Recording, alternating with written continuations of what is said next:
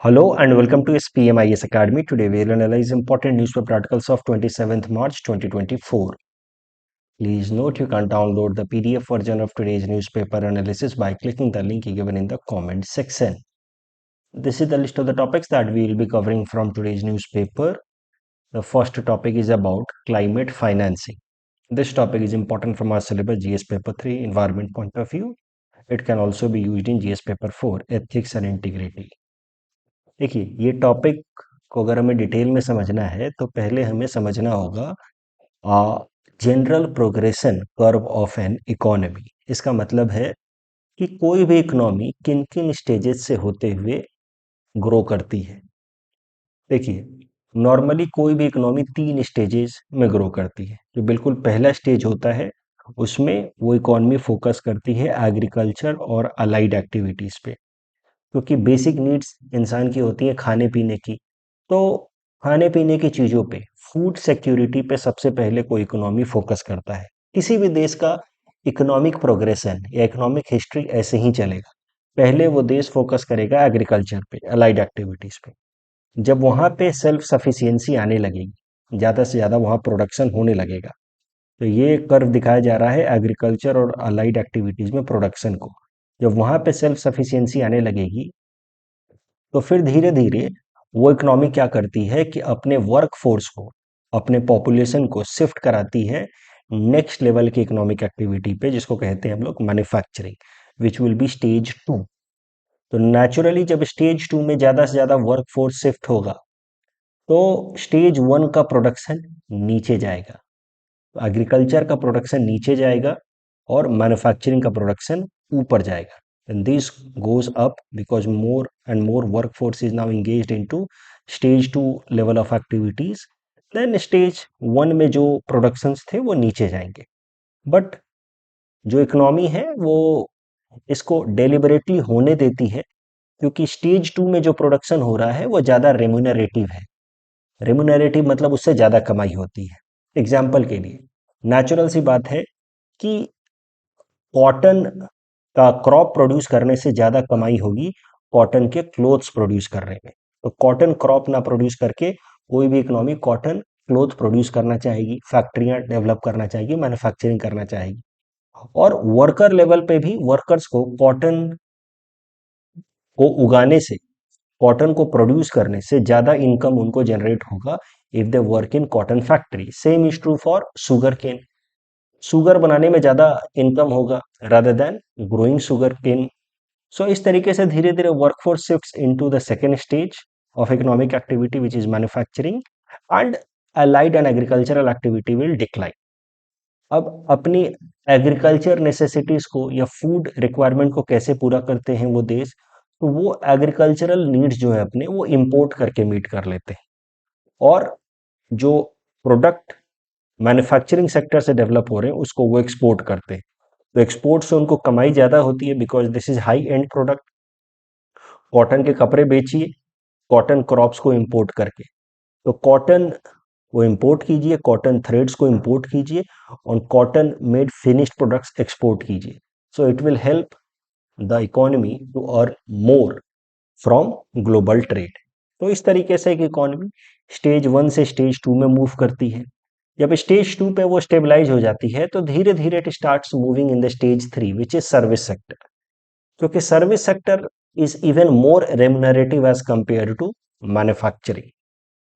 तो उसमें फिर अलग अलग लेवल के सर्विस भी अलग अलग तरीके के हाई एंड सर्विसेज, जैसे कि मेडिकल इंजीनियरिंग सर्विसेज, आजकल आ रहे हैं tech based services, AI coding and all services. तो इसमें भी तो अलग अलग लेवल हैं। तो जो इकोनॉमी जितना ज़्यादा डेवलप होता है उसके वर्कफोर्स उतने ज़्यादा स्किल्ड होते हैं और हाइयर लेवल के इकोनॉमिक एक्टिविटीज़ में जो स्टेज 3 के हैं उसमें वो एंगेज होते हैं।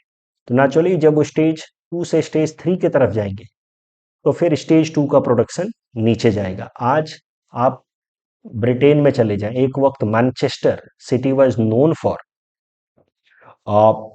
टेक्सटाइल प्रोडक्शन, स्टेज 2 प्रोडक्शन के लिए। लेकिन आज मैनचेस्टर में टेक्सटाइल प्रोडक्शन उतना नहीं होता है। आज मैनचेस्टर में हायर लेवल के सर्विसेज, आप जाएंगे मैनचेस्टर में भी आपको बैंकिंग फाइनेंशियल सर्विसेज ज़्यादा दिखेंगे rather than textile producing units. तो वो अब स्टेज 2 से स्टेज 3 में चले गए हैं। वहाँ के जो वर्क फोर्स है अब स्टेज 3 के एक्टिविटीज़ में एंगेज हो रहे हैं। So this is a general progression curve of any economy.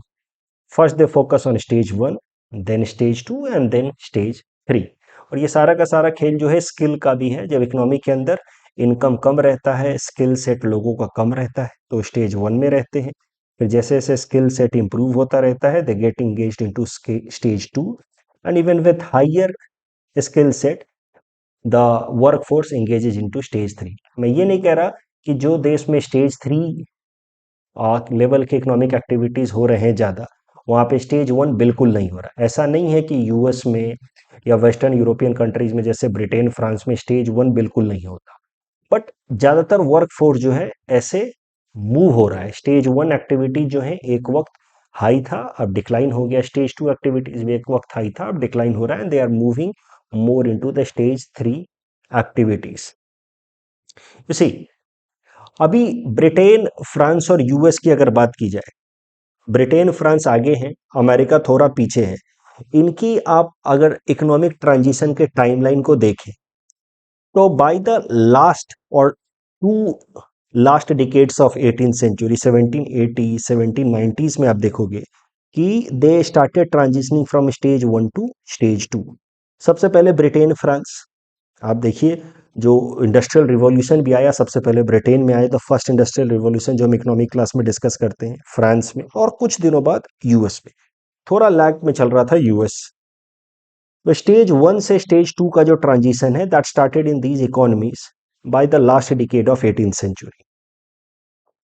और यही कारण है कि ब्रिटेन और फ्रांस, इन देशों ने फिर जब यहाँ पे इंडस्ट्रियल प्रोडक्शन होने लगा, मैन्युफैक्चरिंग होने लगा, मास स्केल पे प्रोडक्शन होने लगा, तो they started to look for bigger markets.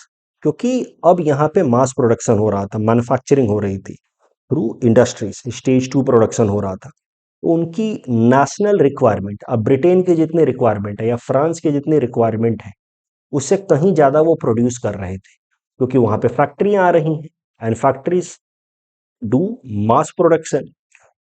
At the same time these factories required raw materials also. इनको रॉ मटेरियल भी चाहिए था। ऐसे कॉटन की फैक्ट्री होगी, टेक्सटाइल फैक्ट्री होगी, तो उसको रॉ मटेरियल चाहिए होगा in the form of cotton, और उसको मार्केट चाहिए होगा जो कॉटन के कपड़े खरीद पाए।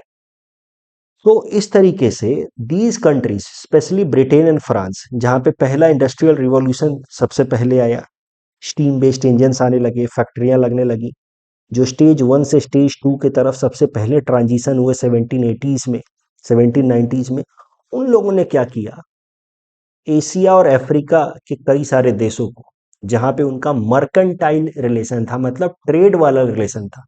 भारत में ब्रिटिशर्स फॉर एग्जांपल ट्रेडर्स की तरह है, they had mercantile relations earlier. उस ट्रेड रिलेशन को धीरे धीरे उन्होंने एक इंपीरियलिस्टिक रिलेशन में कन्वर्ट कर दिया। मतलब भारत जैसे देशों के ऊपर और इसी तरीके के अफ्रीकन देशों के ऊपर उन्होंने अपना पॉलिटिकल कंट्रोल जमाना शुरू किया, और उस पॉलिटिकल कंट्रोल की मदद से, जिसको कहा जाता है इंपीरियलिज्म, उन्होंने हमारे जैसे देशों की, जैसे भारत जैसे देशों की इकोनॉमी को रीस्ट्रक्चर किया। ऐसे रीस्ट्रक्चर किया जिससे ब्रिटेन को फायदा हो और हमें नुकसान हो। इसको कहा जाता है colonisation. Colonization is a process where the imperialistic power restructures the economic structure of a colony in such a manner that the economic system benefits the colonial master rather than the people of the colony itself। तो भारत की economy को उन्होंने restructure करना शुरू किया। तो मैं बस ये कह रहा हूं कि ये जो स्टेज 1 से स्टेज 2 की तरफ जो ट्रांजिशन था ब्रिटेन का और फ्रांस का, इसने इन देशों को प्रॉम्प्ट किया कि जहां जहां पे भी वो अफ्रीका में या एशिया में वो ट्रेड कर रहे थे, ट्रेडर्स की तरह थे, उन देशों को वो अब गुलाम बनाए, ताकि वहां से ये लोग सस्ते दामों पे रॉ मटेरियल खरीद पाए और महंगा फिनिश्ड गुड्स बेच पाए, जिससे ओवरऑल इन देशों की इनकम बढ़े। पहले जब ब्रिटिशर्स भारत में आते थे ट्रेडर्स की तरह, तो उनको असल में नुकसान होता था। वो सामान खरीद के ले जाते थे और उसके बदले में पैसा जो है भारत की तरफ आता था। The balance of trade was in favour of India, but after this stage 1 to stage 2 transition after this industrial revolution in Britain and France, जहां पे भी ब्रिटेन की कॉलोनी थी जैसे भारत, वहां पे ब्रिटिशर्स ने हमें सिस्टमेटिकली लूटना शुरू किया। जो जो देश फ्रेंच कॉलोनी थी वहां पे फ्रेंच कॉलोनियल मास्टर्स ने सिस्टमेटिकली लूटना शुरू किया। तो इसी चीज को हाईलाइट किया दादा भाई नौरोजी ने लगभग 70 से 80 साल बाद थ्रू हिज थ्योरी, जिसका नाम है drain of wealth theory, in his book poverty and un British rule in India in 1867। तो basically this transition in Britain has been associated with the drain of wealth of India by Britishers. उन्होंने systematically भारत की trading policies को इस तरीके से बदला जिससे ब्रिटेन को फायदा हो। Come back to the current level का डिस्कशन। देखिए, अभी अगर 1980s या 1990s में देखा जाए, ब्रिटेन और फ्रांस का ये जो पहला ट्रांजिशन था स्टेज 1 से स्टेज 2 का ट्रांजिशन, ये 1780s या 1790s में हुआ। उससे लगभग 200 साल बाद ये देश, वेस्टर्न यूरोपियन कंट्रीज और यूएस, ये स्टेज 2 से स्टेज 3 के ट्रांजिशन को विटनेस कर रहे हैं, जहां पे वो मैन्युफैक्चरिंग सेक्टर से सर्विस सेक्टर की तरफ जा रहे हैं। अब देखिए, जब ये देश ब्रिटेन, फ्रांस, यूएस स्टेज 2 से स्टेज 3 के ट्रांजिशन में है, उस वक्त हम लोग, हमारे जैसे डेवलपिंग कंट्री जो पहले कॉलोनाइज हुए, जिनको थर्ड वर्ल्ड इकोनॉमी कहा जाता है, भारत जैसे देश जो आज के देश टाइम में डेवलपिंग इकोनॉमीज कहे जाते हैं, we are in this transition zone, stage 1 to stage 2 के ट्रांजिशन जोन में हैं हम, और ये लोग स्टेज 2 से स्टेज 3 के ट्रांजिशन जोन में हैं। आप समझिए इसमें होगा क्या। सर्विस सेक्टर से ग्रीन हाउस गैस इमिशन कम होता है। अभी लैपटॉप लेकर के कोई इंसान बैठा है, कोडिंग कर रहा है, तो उसमें कितना ही ग्रीन हाउस गैस इमिशन होगा, लेकिन अगर फैक्ट्रियां चलाई जा रही हैं तो वहां पे ग्रीन हाउस गैस इमिशन ज्यादा होगा। तो अब हमारे जैसे देश, भारत और तमाम एशियन कंट्री जो पहले गुलाम थे, अफ्रीकन कंट्रीज जो पहले गुलाम थे, जब उनका टाइम आया मैन्युफैक्चरिंग करने का, अपने मैन्युफैक्चरिंग बेस को स्ट्रॉन्ग करने का, तब तक ये सारे देश जिन्होंने हमें गुलाम बना रखा था, ब्रिटेन, फ्रांस जैसे, और यूएस ठीक है उसने गुलाम नहीं बनाया था, बट मोर और less it was also in the same league, वो देश मूव कर रहे हैं स्टेज 3 में।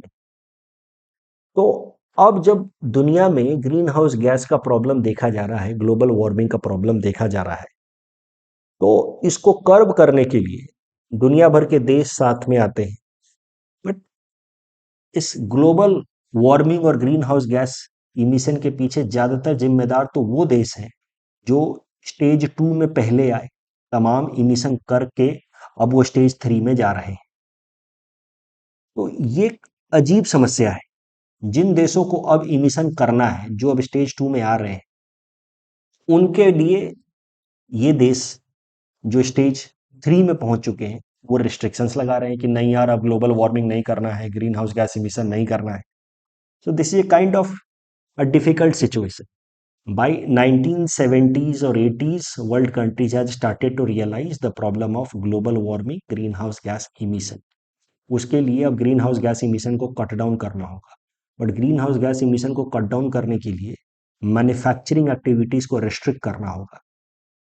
अब हमारे जैसे जो डेवलपिंग, भारत जैसे जो डेवलपिंग या थर्ड वर्ल्ड कंट्रीज हैं, वो सोच रहे हैं कि यार हमारा टाइम तो अब आया है मैन्युफैक्चरिंग करने का, मैन्युफैक्चरिंग बेस को बढ़ाने का, और अब तुम कह रहे हो कि ग्रीन हाउस गैसेस को कट करो। जो देश उसके लिए जिम्मेदार है वो तो अब ऑलरेडी स्टेज 3 में पहुंच चुके हैं, उनको अब इतना ज्यादा जरूरत है भी नहीं ग्रीन हाउस गैस इमिशन करने का। सो दिस इज अ प्रॉब्लम कि जिसने पॉल्यूशन किया है, अभी तक जिम्मेदार है, वो अब स्टेज 3 में जा चुका है और उसको अब इतना ज्यादा ग्रीन हाउस गैस इमिशन की जरूरत है नहीं, क्योंकि वहां पे मैन्युफैक्चरिंग अब डिक्लाइन हो रहा है। और जो देश जिन्होंने अभी तक पॉल्यूशन किया नहीं है, वो पॉल्यूशन का प्रॉब्लम झेल रहे हैं, ग्रीन हाउस गैस का प्रॉब्लम झेल रहे हैं, और उनकी इकोनॉमिक डेवलपमेंट की जब बारी आई मैन्युफैक्चरिंग स्टेज में, अब कहा जा रहा है कि आप ग्रीन हाउस गैस इमिशन को कट डाउन करें। भारत के केस में Indian economy has witnessed a very bizarre kind of development. हमारे केस में एक फिनोमिना देखने को मिलता है जिसको हम लोग कहते हैं प्री मैच्योर डी इंडस्ट्रियलाइजेशन। ये जो फिनोमिना, इसको कहा जाता है डी इंडस्ट्रियलाइजेशन, तो हमारे देश में देखने को मिला है premature deindustrialization. But इसको हम लोग कभी और डिस्कस करेंगे। इंडियन इकोनॉमी का ये जो बिजार डेवलपमेंट है, premature deindustrialization, bizarre मतलब थोड़ा अजीब, eccentric, witnessed after LPG reforms in 1991, इसको हम लोग कभी और डिस्कस करेंगे। बट आई सिंपली होप कि आपको ये बात समझ आ रही है कि जिन देशों ने इमिशन किया है उनको अब इमिशन करने की जरूरत है नहीं, और वो अब हमारे जैसे देशों के ऊपर रिस्ट्रिक्शंस लगा रहे हैं कि अब आप ग्रीन हाउस गैस इमिशन मत करो। तो भाई हम कब ग्रो करेंगे, हमारा स्टेज 2 कब आएगा, दैट इज द क्वेश्चन। देखिए, जो पहला मेजर कॉन्फ्रेंस हुआ था इन्वायरमेंट प्रोटेक्शन को लेकर के ग्लोबल स्केल पे, that was Stockholm conference in 1972। ये बात आप जानते हैं, राइट? इस कॉन्फ्रेंस में भारत से पार्टिसिपेट किया था हमारे प्रधानमंत्री उस वक्त की इंदिरा गांधी जी ने। उन्होंने इस तरह का कोट दिया था, we do not wish to impoverish environment any further. हम भी नहीं चाहते कि इन्वायरमेंट को डैमेज किया जाए, ये we can not for a moment forget the green poverty of large number of people. लेकिन हमारे देश में गरीबी भी तो बहुत है, and are not poverty and the need the greatest polluter. अगर हम लोग अपनी मैन्युफैक्चरिंग सेक्टर को स्ट्रेंथन नहीं करेंगे तो फिर हमारे देश की गरीबी कैसे कम होगी? Poverty is itself the greatest polluter, this is what Indira Gandhi ji said. Basically she highlighted the problem कि भैया आप तो इमिशन करके निकल दिए, आगे चलेगा, और आपने उस प्रोसेस में हमारी इकोनॉमी को डिस्ट्रॉय भी किया, कोलोनाइज किया, ड्रेन ऑफ वेल्थ किया, गरीबी है आज हमारे देश में, और अब आप कह रहे हो कि ग्रीन हाउस गैस इमिशन मत करो। कैसे होगा? Poverty is the biggest polluter. So indirectly she warned the developed countries कि देखो हम तो करेगा इमिशन, ठीक है, क्योंकि हमको डेवलपमेंट करना है, पॉवर्टी दूर करना है, poverty is the biggest polluter. इस तरीके का एक इनडायरेक्ट वार्निंग दिया गया। अब इस समस्या का तक सॉल्यूशन निकल नहीं पा रहा था। थर्ड वर्ल्ड कंट्रीज कह रहे हैं कि हमारा टाइम तो अब आया है, तो अब हम इमिशन करेंगे। फर्स्ट वर्ल्ड कंट्रीज कह रहे हैं, कह रहे यार अब बंद करो इमिशन, ठीक है। थर्ड वर्ल्ड कह रहे हैं कि तुम तो करके आगे बढ़ गए, जितना भी ग्लोबल वार्मिंग हुआ है, ग्रीन हाउस गैस इमिशन हुआ, उसके पीछे तुम भी जिम्मेदार हो। अब ये ब्लेम गेम चला लगभग 20 साल तक, 1972 से लेकर के 1992 तक। 1992 में जब क्लाइमेट चेंज और ग्लोबल वार्मिंग का थ्रेट और ज्यादा रियल होने लगा, then a major summit was called, known by the name earth summit, by United Nations in Rio de Janeiro, Brazil. और यहीं पे फिर एक इंपॉर्टेंट अग्रीमेंट साइन किया गया with respect to climate change, जिसका नाम है United Nation Framework Convention on Climate change. और यूएनएफसीसी में फैसला किया गया कि हम लोग साल में एक बार मिलेंगे, जिसको कहा जाएगा कॉन्फ्रेंस ऑफ पार्टीज, और वहां पे महत्वपूर्ण फैसले लेंगे क्लाइमेट चेंज को कर्ब करने के लिए, मिटिगेट और अडेप्ट करने के लिए। पहला कॉन्फ्रेंस ऑफ पार्टी हुआ बर्लिन जर्मनी में 1995 में। तीसरा महत्वपूर्ण था conference of party, that was held at Kyoto in Japan 1997। यहां पे एग्री किया गया Kyoto protocol. Kyoto protocol signed in 1997, entered into force in 2005. It was based on the principle of common but differentiated responsibility. ये जो common but differentiated responsibility का concept है, it tried to address this problem कि developed countries are responsible behind emission so far, and developing countries का भी वक्त आया है, तब developed countries कह रहे हैं कि emission मत करो। सो इस प्रॉब्लम को रिजॉल्व करने के लिए ये कॉन्सेप्ट लाया गया, कॉमन बट डिफरेंशिएटेड रिस्पॉन्सिबिलिटी। इसका सरल सा मतलब है कि all member countries of the world will be commonly responsible for stabilizing or reducing greenhouse gas emission, but the responsibility will be differentiated. The developed countries will have higher responsibility and developing countries will have lesser responsibility. The same common but differentiated responsibility is known by the name polluters pay principle। भैया तुम pollute किया है तो तुम पे करो। इस common but differentiated responsibility को क्योटो प्रोटोकॉल में कैसे इंप्लीमेंट किया गया वो समझिए। जो डेवलप्ड कंट्रीज थे उनको डाला गया एनएक्स 1 ग्रुप में, और एनएक्स 1 कंट्रीज के ऊपर बाइंडिंग तरीके से टारगेट्स लगाए गए कि आपको इतना green house gas emission cut down करना है। और जो डेवलपिंग कंट्रीज थे उनको रखा गया इन नॉन एनएक्स ग्रुप, यानी कि भैया तुम भी ग्रीन हाउस गैस इमिशन को कट डाउन करो, बट तुम्हारे ऊपर कोई बाइंडिंग टारगेट नहीं होगा। Your target will be moral, not legal, ठीक है। जैसे भारत जैसे देश, चाइना जैसे देश आ गए नॉन एनेक्स कंट्रीज में। लेकिन ये जो क्योटो प्रोटोकॉल है, based on the idea of common but differentiated responsibility, इसको लेकर के डेवलप्ड कंट्रीज बार बार अपने ऑब्जेक्शंस रेज करते रहे, खासकर countries like US and Canada, कि अरे चाइना, भारत जैसा देश इतना इमिशन करता है लेकिन ये नॉन एनेक्स में है, इसके ऊपर कोई लिमिटेशन नहीं, और हम लोग के ऊपर इतना सारा लिमिटेशन है। And that is why these countries like US, Canada pulled out of Kyoto Protocol much earlier. Kyoto Protocol could not lead to the desired outcome regarding greenhouse gas control या ग्लोबल वार्मिंग मिटिगेशन. इसी कारण से जब Kyoto protocol अपने desired outcome को नहीं achieve कर पाया, देन 2015 में पेरिस के अंदर कॉन्फ्रेंस ऑफ पार्टी नंबर 21 हुई यूएनएफसीसीसी की, जहां पे फैसला किया गया कि चलिए ठीक है, जब क्योटो प्रोटोकॉल लैप्स होगा 2020 में, उसके बाद we will come up with a new strategy जहां पे every country will make its own commitment regarding cutting down of greenhouse gases. उस कमिटमेंट को कहा जाएगा इंटेंडेड नेशनली डिटरमाइंड कॉन्ट्रीब्यूशन, कि भैया तुम कमिटमेंट करो और तुम उसको पूरा करने की कोशिश करो. There will be no external targets imposed over any other country. Just like Kyoto protocol में डेवलप्ड कंट्रीज के ऊपर टारगेट इम्पोज किया गया था, ऐसा कुछ भी टारगेट नहीं रखा जाएगा. Every country will make their own commitment. INDC, Bharat का INDC is known as Panchamrit strategy, set of 5 strategies जो इस तरीके के हैं, जो आ, मुझे लगता है पिछले साल मेंस में पूछा भी गया था, व्हाट इज पंचामृत स्ट्रेटजी.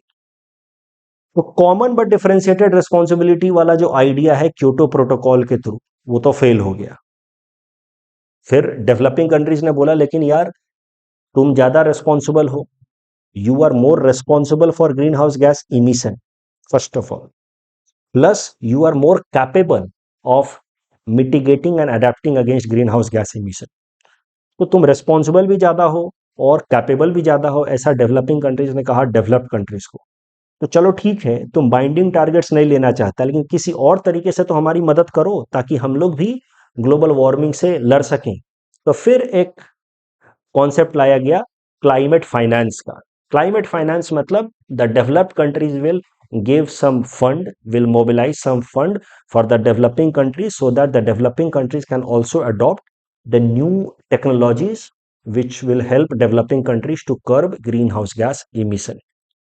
2009 में क्लाइमेट फाइनेंस का जो कॉन्सेप्ट है, इसके अंतर्गत एक फंड बनाया गया, green climate fund, which was further implemented in 2010. The concept was brought in 2009 and green climate fund was created in 2010. और डेवलप्ड कंट्रीज ने इस ग्रीन क्लाइमेट फंड के अंतर्गत प्रॉमिस किया कि बाय द ईयर 2020 हम लोग हर साल इस फंड में $100 बिलियन डालेंगे, जिसके मदद से डेवलपिंग कंट्रीज अपने अपने देशों में एप्रोप्रिएट ग्रीन टेक्नोलॉजीज ला पाएंगे in order to counter climate change, global warming. 2010 में फंड बनाया गया और बोला गया कि 2020 तक हम लोग हर साल इस फंड में $100 बिलियन डालेंगे. वो बात अलग है कि the target has never been achieved. You see 83 billion dollar के आसपास ही डाला गया 2020 में, 2021 में, 2022 में और भी कम डाला गया. तो ग्रीन क्लाइमेट फंड के अंतर्गत जो प्रॉमिस किया गया था कि हम पैसा देंगे in order to fulfil our commitment, common but differentiated responsibility of Kyoto protocol was rejected. But in another way the developed countries promised कि we will take higher responsibility by giving you fund for green transition. That was not also fulfilled so far. और उसी से related ये current article है. Current article क्या कहता है कि हाल फिलहाल में कई सारे डेवलपमेंट्स हुए हैं regarding climate finance. For example conference party number 27 जो 2022 में हुआ शर्म शेख में, वहां पे प्रपोजल दिया गया लॉस एंड डैमेज फंड का, जिसकी मदद से जो डेवलप्ड कंट्रीज हैं वो डेवलपिंग कंट्रीज को पैसा देंगे ताकि क्लाइमेट चेंज के कारण होने वाले नेचुरल डिजास्टर से डेवलपिंग कंट्रीज कोप अप कर पाए. This fund was proposed in 2022 in COP27. It was finalized in COP28 in 2023 at Dubai. Dubai में ग्लोबल स्टॉक टेक की बात की गई. ग्लोबल स्टॉक टेक मतलब फर्स्ट असेसमेंट कि कौन कौन से देश अपना ग्रीन हाउस गैस इमिशन का आईएनडीसी जो उन्होंने प्रॉमिस किया था at COP21 in Paris climate deal, उसको पूरा कर रहे हैं कि नहीं. अब आने वाला जो कॉप है COP29 जो साल 2024 के नवंबर महीने में होगा एट बाकू अजरबैजान, वहां पे डेवलप्ड कंट्रीज ने प्रॉमिस किया है कि we will come up with a new goal जिसका नाम है new collective quantitative goal and which will be implemented from 2025, जिसके अंतर्गत डेवलपिंग कंट्रीज ने प्रॉमिस किया है कि जो हमने $100 बिलियन का फंड प्रॉमिस किया था ग्रीन क्लाइमेट फंड में, उसको फर्दर रिवाइज करेंगे, अपग्रेड करेंगे, ज्यादा पैसा देंगे. 2025 से। चलिए, अभी तक हमने 10 में कहा था कि हम लोग 2020 से $100 बिलियन देंगे, वो तो नहीं हो पाया। लेकिन अब as per the new target, new collective quantitative goal, the developed countries have promised कि they will give more fund under this new goal which will be finalized at COP29 which will be held at Baku, Azerbaijan. कितना पैसा बढ़ाएंगे उसका कोई official figure है नहीं, but बातें चल रही हैं कि लगभग 40 से 60 गुना तक फंड बढ़ाने की जरूरत है। 4 ट्रिलियन, अभी 100 बिलियन की बात है, वो भी नहीं पूरा हो पा रहा है। प्रॉमिस है कि 4 ट्रिलियन से लेकर के 6 ट्रिलियन तक का फंड दिया जा सकता है। मतलब डिमांड है डेवलपिंग कंट्रीज की तरफ से, कितना मिलता है वो देखा जाएगा एज पर this new collective quantitative goal. इस टॉपिक के बेसिस पे दो तरह के प्रश्न बन सकते हैं। जीएस पेपर 3 में ऐसा प्रश्न बन सकता है, explain different mechanism of climate finance with special focus on India, also highlight major challenges associated with climate finance.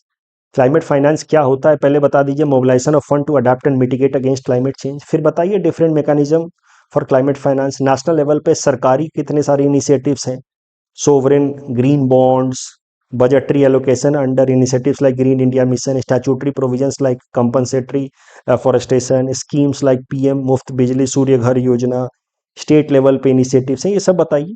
तो ये क्वेश्चन आपको अटेम्प्ट करना है, खुद से अटेम्प्ट कर पाए तो ठीक, नहीं तो हिंट्स को पढ़ करके अटेम्प्ट कीजिए, लेकिन आपको लिखना है। इस तरीके से मैंने आपको एक स्ट्रक्चर दे दिया है जिसकी मदद से आप इस क्वेश्चन को अटेम्प्ट कर सकते हैं। जीएस पेपर 1 में इंडियन हिस्ट्री में ऐसा प्रश्न पूछा जा सकता है on the basis of discussion that we have done.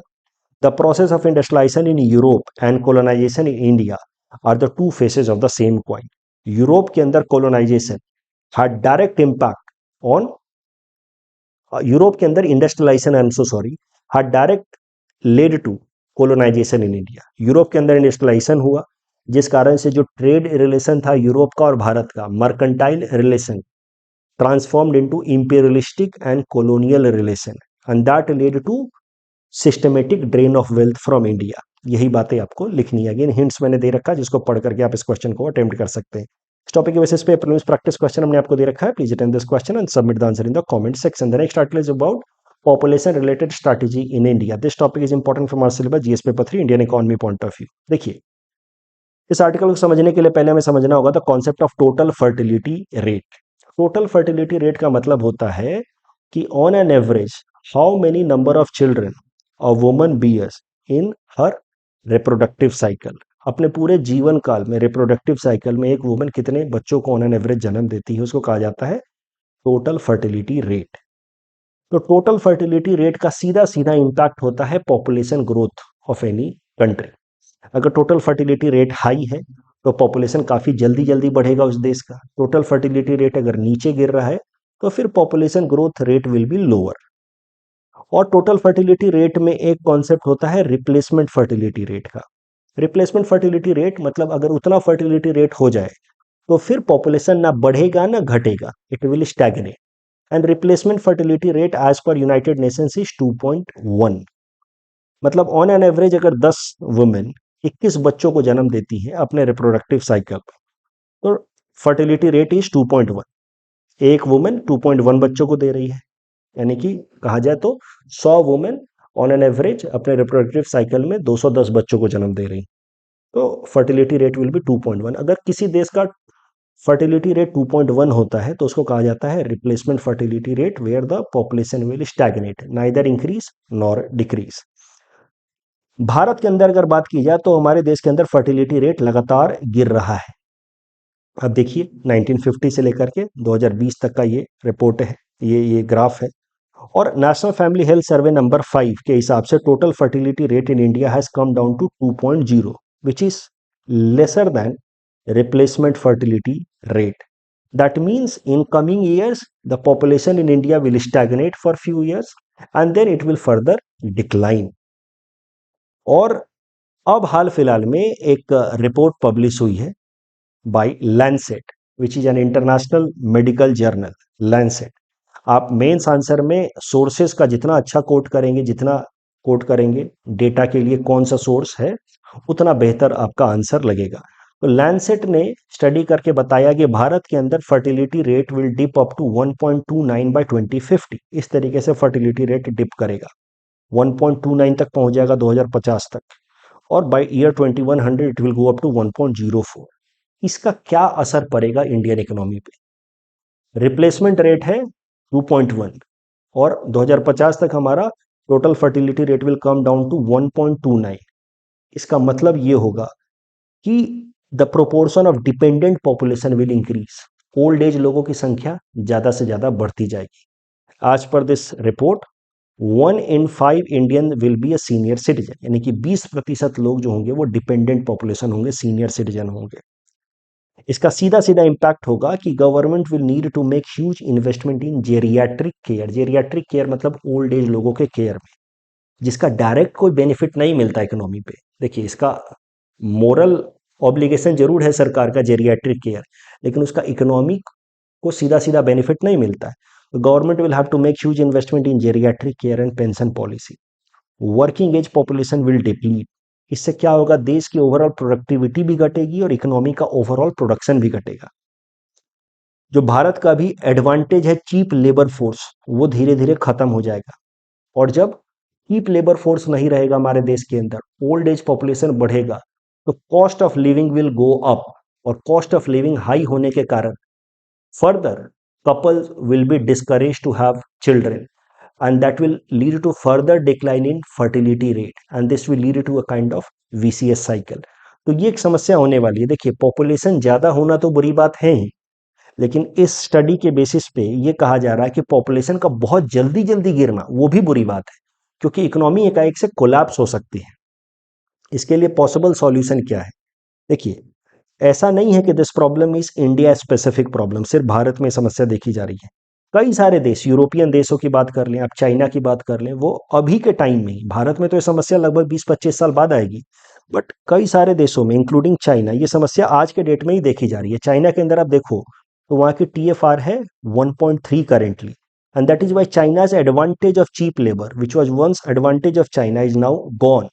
Bharat ने चाइना को जरूर टेक ओवर कर लिया as world's most populous country, वो इसलिए क्योंकि भारत की पॉपुलेशन अभी इंक्रीज कर रही है और चाइना की डिक्लाइन कर रही है। चाइना की total fertility rate 1.3, that is one big reason behind China's current slowdown, क्योंकि उसका जो एडवांटेज है चीप लेबर का that is gone, and now economies like India, Bangladesh, Vietnam are taking advantage of it. Now factories are shifting outside China into these economies because of cheap labor and larger market. China का population decline कर रहा है और lifestyle increase हो रहा है, इसलिए cheap labour का जो एडवांटेज है वो जा रहा है। भारत में वो सारे एडवांटेजेस हैं जो चाइना में 20 साल पहले थे। That is why factories are moving outside China into India. For example Apple की बात कर लें, अब टेस्ला की बात कर लें। बट भारत को चाइना से सीखने की जरूरत है। भारत को पॉपुलेशन कंट्रोल करने की जरूरत तो है, but we need to have a long term plan to prevent any direct damage on the economy. हमें पॉपुलेशन कंट्रोल के लिए नज पॉलिसी को अपनाने की जरूरत है, यानी कि धीरे धीरे लोगों को गाइड करना है, चैनलाइज करना है in the desired direction, rather than China के mandate approach. Mandate approach is a forceful approach, coercive approach. China ने वन चाइल्ड पॉलिसी अपनाई थी 1980s में, और काफी फोर्सफुल तरीके से अपनाई थी। जिन पेरेंट्स के 2 बच्चे होते थे, दूसरे बच्चे को कोई भी बेनिफिट नहीं मिलता था, टैक्स रेट बढ़ा दिया जाता था, कई सारे कोई भी गवर्नमेंट बेनिफिट्स नहीं मिलते थे, टैक्स रेट्स काफी बढ़ा दिया जाता था। तो चाइना ने वन चाइल्ड पॉलिसी को काफी स्ट्रिंजेंट तरीके से अपनाया 1980s onwards, and that is why such population control strategy of China is known as mandate approach, which has become or proved to be counterproductive. Sudden decline in the population in China has led to an economic challenge for Chinese economy. So that is known by the name problem of 4:2:1 of China. पिछले से पिछले generation में 4 लोग हैं, दादा दादी नाना नानी, current generation में 2 लोग मम्मी पापा, और उससे अगला जनरेशन में सिर्फ एक बच्चा, तो 4:2:1। Sudden decline in the population of China because of its mandate approach, मतलब stringent population control strategy that was adopted since 1980। India needs to take nudge policy, मतलब फोर्सफुल अप्रोच ना लेकर के हमें गाइड करना है लोगों के एक्शंस को इन डिजायरेबल डायरेक्शन। मैंडेट अप्रोच और नज पॉलिसी के बीच का अंतर क्या है मैं अगले क्वेश्चन में आपको बता दूंगा। जो असम सरकार की मुख्यमंत्री महिला उद्यमिता अभियान स्कीम है, जिसमें 3 बच्चों का क्राइटेरिया रखा गया है फॉर बेनिफिशियरीज, उससे ज्यादा बच्चे होंगे तो आपको फिर इस स्कीम के अंतर्गत बेनिफिट नहीं मिलेगा। It's a good example of नज पॉलिसी। तो देखिए, नज पॉलिसी और मैंडेट पॉलिसी में अंतर क्या होता है। देखिए, सरकारों की पॉलिसीज अलग अलग तरीके की हो सकती है। मैंडेट मतलब फोर्सफुल इंप्लीमेंटेशन, कोअर्सिव इंप्लीमेंटेशन, जो चाइना की वन चाइल्ड पॉलिसी थी। लाइसेंस फेयर मतलब no force at all from the government. Laissez faire is a French word that means do whatever you want to do. तो licence faire मतलब पूरी तरह से free liberal policy. पूरी तरह से लिबरल पॉलिसी अगर हम अडॉप्ट कर लेंगे पॉपुलेशन कंट्रोल के लिए, तो भी पॉपुलेशन कंट्रोल नहीं होगा। लोगों को जितने मर्जी आएंगे उतने बच्चे पैदा करेंगे। थोड़ा थोड़ा लेकिन हमें लोगों के बिहेवियर को डायरेक्ट करना होगा in the desirable direction without forcing them to stick to a particular mandate. Such kind of policy is known as nudge policy, where the behavior of the people is channelized in a desirable direction through some incentive rather than force.